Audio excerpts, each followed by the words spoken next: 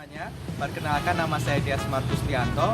Pada video kali ini saya akan mempresentasikan penerapan nilai-nilai aneka saya di kantor sebagai staf pelaksana di sub bagian hukum. Mari ikuti saya, cekidot.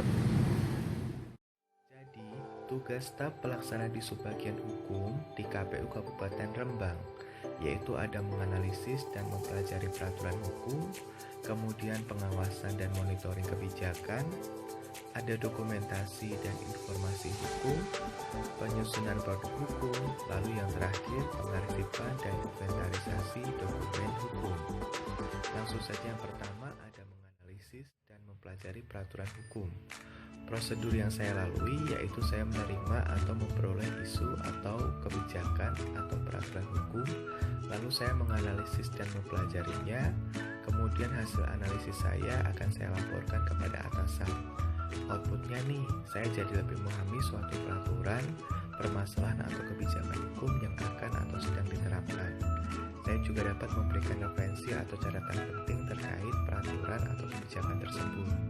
Kaitan aneka yang saya dapat yaitu ada akuntabilitas, isinya tanggung jawab, dan kejelasan terkait kepekaan terhadap suatu peraturan hukum. Lalu ada etika publik, yaitu profesional bekerja sesuai dengan keahliannya. Lalu yang kedua ada pengawasan dan monitoring melalui SPIP, Sistem Pengendalian Intan Pemerintah.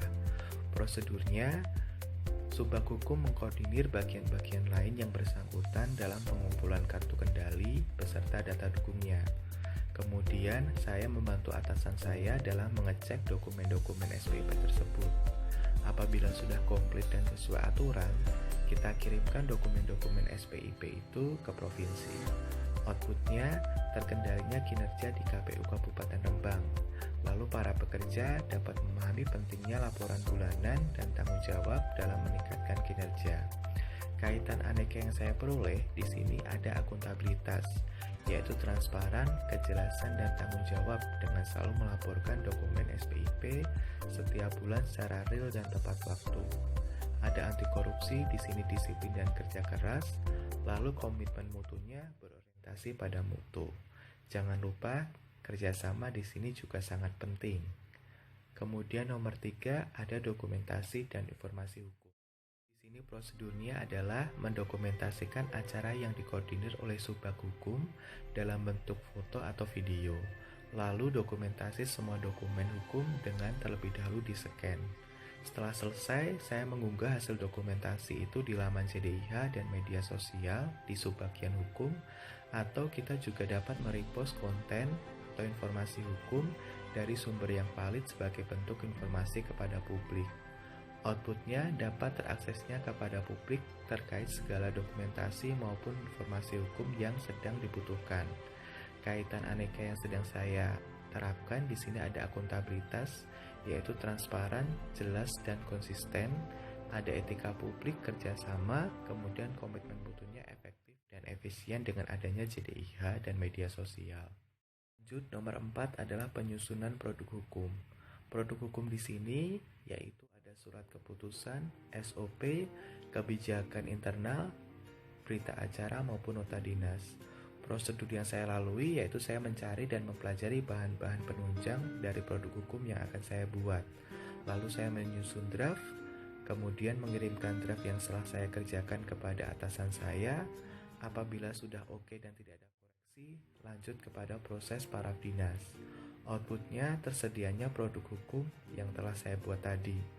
Kaitan aneka yang saya peroleh ada akuntabilitas, yaitu tanggung jawab dan kejelasan target, etika publiknya profesional, lalu ada anti korupsi, di sini disiplin dan kerja keras.